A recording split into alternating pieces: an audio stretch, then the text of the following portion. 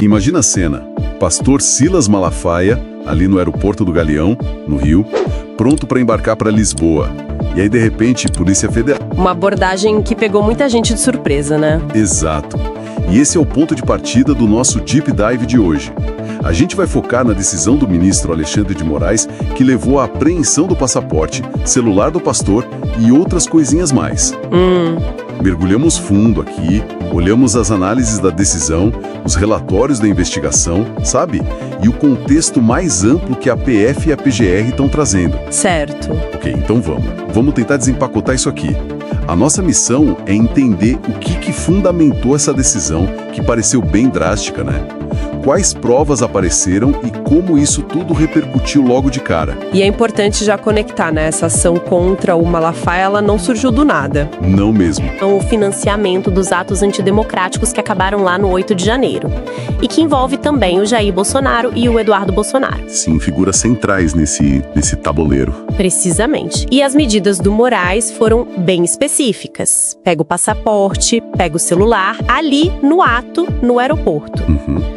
Proibição de sair do país, claro, e um ponto fundamental. Proibiu o contato com outros investigados, como Jair e o Eduardo Bolsonaro. O que isso sinaliza para a investigação?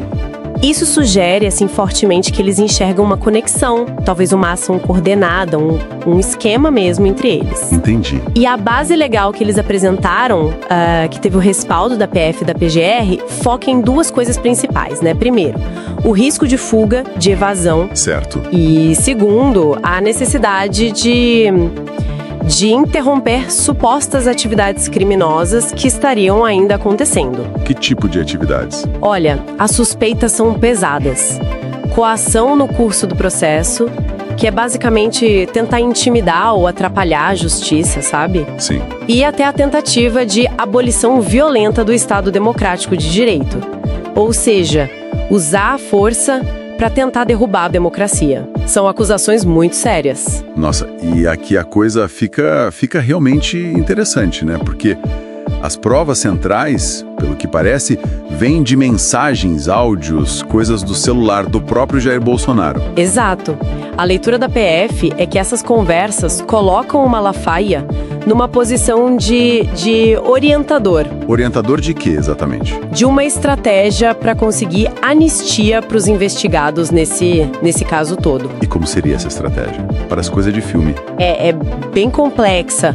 A ideia, segundo a investigação, seria usar uma ameaça de sanções bem pesadas dos Estados Unidos, lá da época do Trump ainda. Que tipo de sanções? Tipo, tarifas de 50% sobre produtos brasileiros. E até usar a lei Magnitsky, que é aquela lei americana para punir gente por corrupção, violação de direitos humanos. Entendi. Usar isso como moeda de troca, para conseguir anistia aqui no Brasil para os envolvidos. Tem até uma frase que atribuem ao Bolsonaro nessas mensagens que resume bem: sem anistia, não tem negociação do tarifaço. Uau!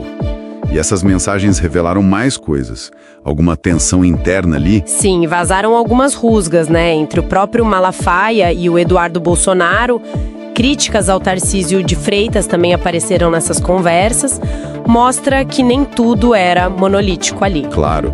E isso tudo, obviamente, joga a lenha na fogueira do debate jurídico, né? Com certeza. A defesa do Malafaia bate na tecla do crime de opinião. Diz que é perseguição política. O argumento clássico nesses casos. Exato. Mas, por outro lado, a visão que sustentou a decisão do ministro é que liberdade de expressão não é um cheque em branco, né? Ela tem limites. E não cobriria, por exemplo, incitação ou ações concretas para obstruir a justiça. Mas essa linha entre opinião e uma ação de obstrução, ela é sempre tão nítida na prática? No dia a dia jurídico? É um ponto de debate constante, né? A interpretação jurídica geralmente tenta ver não só o que foi dito, mas a intenção, o contexto e, principalmente, se teve alguma ação concreta depois da fala que possa ser crime. como essa suposta articulação para conseguir anistia usando pressão externa. Entendi. E vale lembrar rapidinho que essa coisa de apreender passaporte, embora seja forte, já aconteceu antes. O próprio ex-presidente Bolsonaro teve o dele vetido, né? Já vimos em casos de grandes devedores também. A justificativa é sempre o risco para o processo. Faz sentido. E as reações, como a gente podia imaginar, foram imediatas e barulhentas. Muito. O próprio Malafaia, ali no aeroporto mesmo, reagiu na hora, né? Chamou Moraes de ditador, falou que não tinha medo de ser preso. Já aproveitou o momento para convocar o pessoal para as ruas, né? Para as manifestações do 7 de setembro. Isso, e a bancada evangélica também se posicionou, né? A maioria ali expressando apoio ao Malafaia, falando em preocupação. Mas será que foi unânime esse apoio? Algumas análises indicam que talvez tenha gente mais cautelosa nos bastidores, né?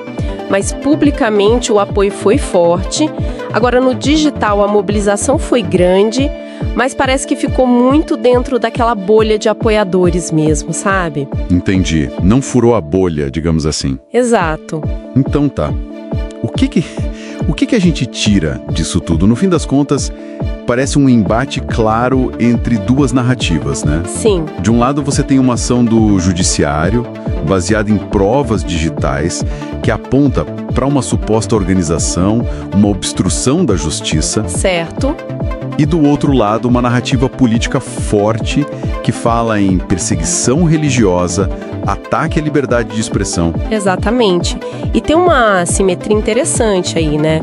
O judiciário usando ferramenta técnica, análise de dados, argumento legal, formal, e a resposta política vindo mais pela mobilização, pela retórica, pelo apelo à opinião pública mesmo. Essa diferença de linguagem, de ferramenta, talvez seja um dos grandes desafios hoje nesses conflitos entre os poderes. É uma boa observação. E isso deixa a gente com uma questão para pensar, né? Considerando que uma parte-chave das provas veio de conversas privadas e envolve essas alegações de articulação com o governo de fora para influenciar a justiça aqui dentro. Sim. Como que isso pode acabar redefinindo os limites do que a gente considera articulação política legítima e o que pode ser visto como obstrução criminosa, ainda mais agora na era digital. É algo pra gente ficar de olho daqui pra frente, sem dúvida.